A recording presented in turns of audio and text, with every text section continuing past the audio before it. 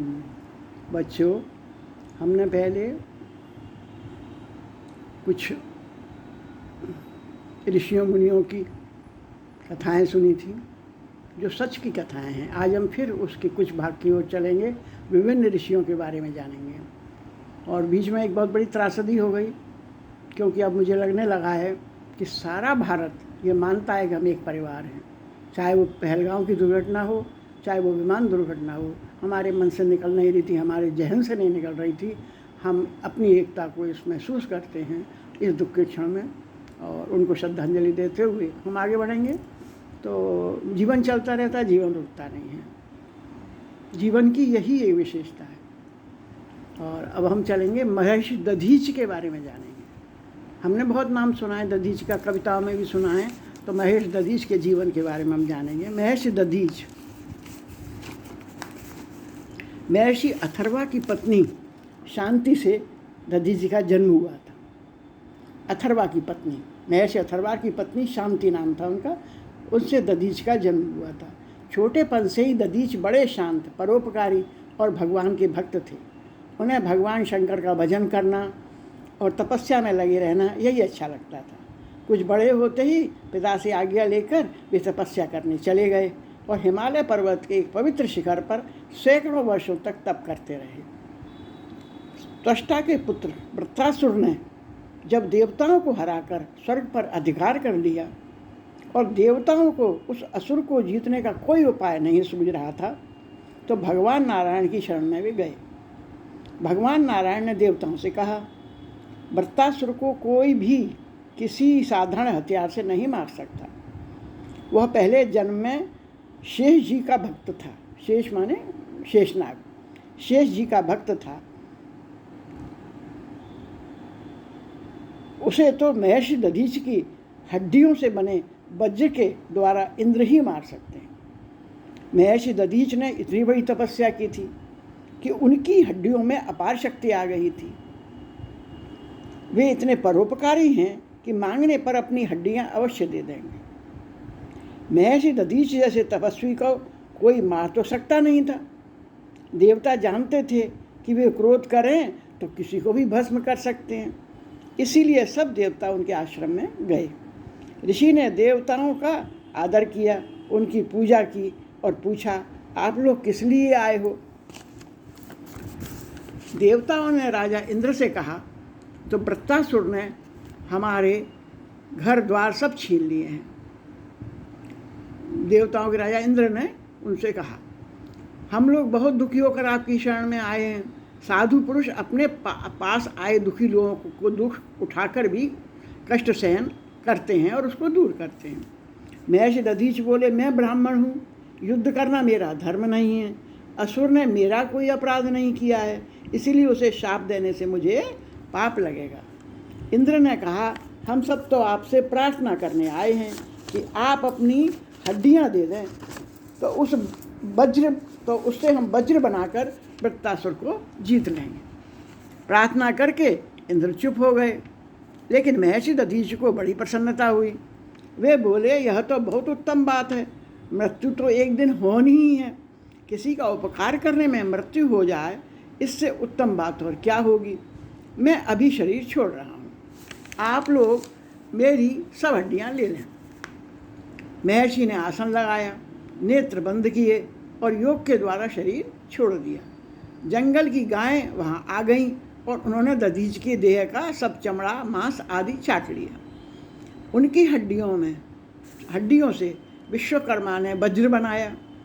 इसी वज्र से इंद्र ने वृत्रासुर को मारा। दूसरों का उपकार करने के लिए अपने शरीर की हड्डियां तक देने वाले महर्षि दधीच मरकर आज तक अमर हैं, और जब तक पृथ्वी रहेगी लोग उनका स्मरण करते रहेंगे और आदर से उनके लिए सिर झुकाएंगे।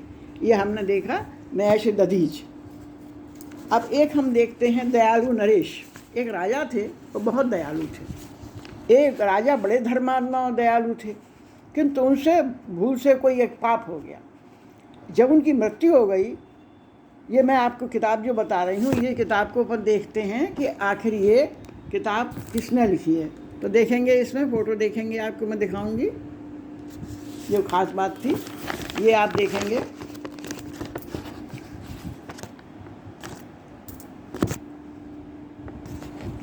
हनुमान प्रसाद पोद्दार, ये किताब है हनुमान प्रसाद पोद्दार, जो हमारे सारे ग्रंथ छापते हैं। तो आगे बढ़ेंगे हम। तो एक पाप हो गया, जब उनकी मृत्यु हो गई तब उन्हें लेने के लिए यमराज के दूत आए। यमदूतों ने राजा को कोई कष्ट नहीं दिया। यमराज ने उन्हें इतना ही कहा था कि वे राजा को आदरपूर्वक नरकों के पास से आने वाले रास्ते से ले आवें। राजा की भूल से जो पाप हुआ है उसका बस इतना सा ही दंड है। यमराज के दूत राजा को लेकर जब नरकों के पास पहुँचे तो नरक में पड़े प्राणियों के चीखने, चिल्लाने, रोने का शब्द सुनकर राजा घबरा उठा। वे वहाँ से जल्दी जाने लगे। इसी समय नरक में पड़े जीवों ने उनसे पुकार कर प्रार्थना की, महाराज आपका कल्याण हो, हम लोगों पर दया करके आप एक घड़ी यहाँ खड़े रहिए। आपके शरीर से लगकर जो हवा यहाँ आती है उसके लगने से हम लोगों की जलन और पीड़ा एकदम दूर हो जाती है। हमें इससे बड़ा सुख मिल रहा है। राजा ने उन नारकी जीवों की प्रार्थना सुनकर कहा, मित्रों, यदि मेरे पास यहाँ खड़े रहने से आपको सुख मिलता है तो मैं पत्थर की भांति अचल होकर यहीं खड़ा रहूँगा। मुझे यहाँ से अब आगे कहीं नहीं जाना है। हनुमान प्रसाद पोद्दार एक बहुत बड़े ऋषि हैं हमारे लिए, जो आज तक उनकी बुक गीता प्रेस गोरखपुर अभी तक सारे ग्रंथ छाप रही हैं। यमदूतों ने राजा से कहा, आप तो धर्मात्मा हैं, आपके खड़े होने का यह स्थान नहीं है। आपके लिए तो स्वर्ग में बहुत उत्तम स्थान बनाए गए हैं, यह तो पापी जीवों के रहने का स्थान है। आप यहाँ से झटपट चलें। राजा ने कहा, मुझे स्वर्ग नहीं चाहिए। भूखे प्यासे रहना और नरक की आग में जलते रहना मुझे बहुत अच्छा लगेगा। यदि अकेले मेरे दुख उठाने से इन सब लोगों को सुख मिले, प्राणियों की रक्षा करने और उन्हें सुखी करने में जो सुख है वैसा सुख तो स्वर्ग में या ब्रह्मलोक में भी नहीं है। उसी समय वहाँ धर्मराज इंद्र आए। धर्मराज ने कहा, राजन, मैं आपको स्वर्ग ले जाने के लिए आया हूँ, अब आप चलें। राजा ने कहा, जब तक ये नरक में पड़े जीव इस कष्ट से नहीं छूटेंगे मैं यहाँ से कहीं नहीं जाऊँगा।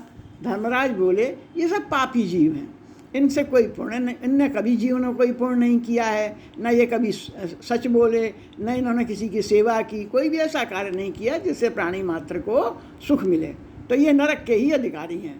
राजा ने कहा, मैं अपना सब पुण्य इन लोगों पर दान कर रहा हूँ, आप इन लोगों को स्वर्ग ले जाएं, इसके बदले मैं अकेले नरक में रहूँगा।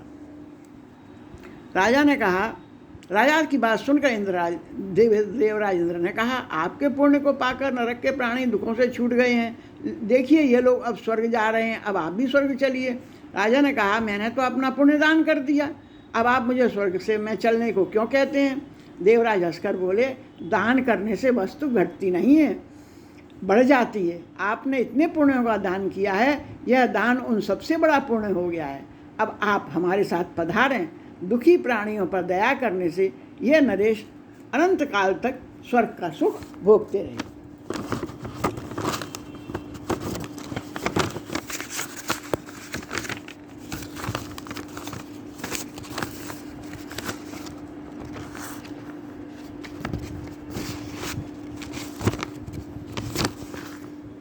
एक मिनट हम रुकेंगे, अब हम देखेंगे कि कौन सी कहानी हमको पढ़नी है।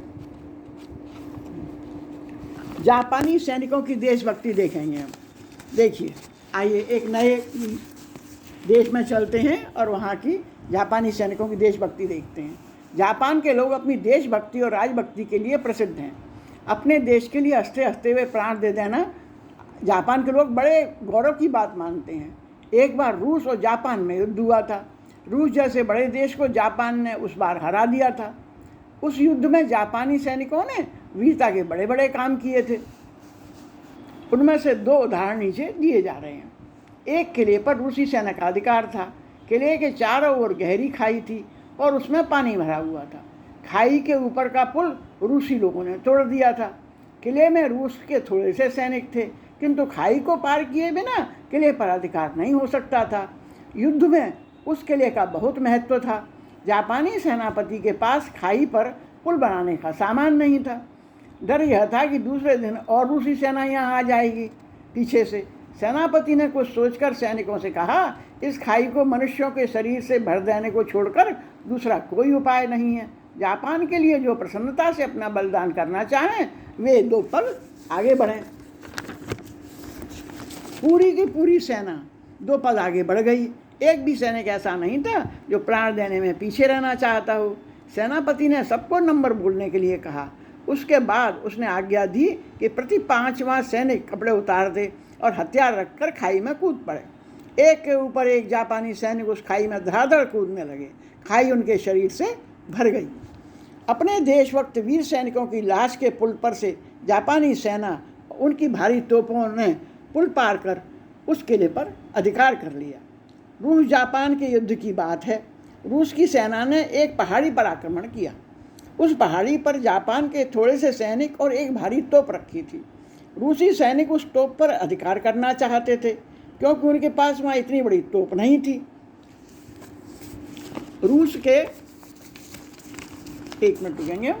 रूस के सैनिकों का आक्रमण बहुत भयानक था। वे संख्या में बहुत अधिक थे। जापानी सेना को पीछे हटना पड़ा। वे अपनी भारी तोप हटा नहीं सकते थे। उस तोप तथा पहाड़ी पर रूसी सेना ने अधिकार कर लिया। उस तोप को चलाने वाला जो जापानी तोपची था उसे यह बात सहन नहीं हुई कि उसकी तोप से शत्रु उसी के पक्ष के सैनिकों के प्राण ले लें। रात में बिना किसी को बताए वह पेट के बल सरकता छिपता उस पहाड़ी पर चढ़ गया। वह उस तोप के पास तो पहुंच गया किंतु तोप को हटाने या नष्ट करने का उसके पास कोई उपाय नहीं था। अंत में वह उस तोप की नली में घुस गया। रात में वहाँ बर्फ़ पड़ी। तोप की नली में घुसे तोपची को ऐसा लगता था कि सर्दी के मारे उसकी नसों के भीतर रक्त जमता जा रहा है। उसकी एक एक नस फटी जा रही थी। सारे शरीर में भयंकर पीड़ा हो रही थी। फिर भी वह दांत पर दांत दबाए वहाँ चुपचाप पड़ा रहा। सवेरा हुआ। रूसी सैनिक तोप के पास आए। उन्होंने तोप की परीक्षा लेने का निश्चय किया। तोप में गोला बारूद भरा गया। जैसे ही तोप छूटी उसकी नली में घुसे जापानी सैनिक के चिथड़े उड़ गए और तोप के सामने का वृक्ष रक्त से लाल हो गया। तोप की नली से रक्त निकल रहा था। रूसी सैनिकों ने यह रक्त देखा तो कहने लगे, ऐसा लगता है कि तोप छोड़कर जाते समय जापानी लोग इसमें कोई प्रेत बैठा गए हैं। अब रक्त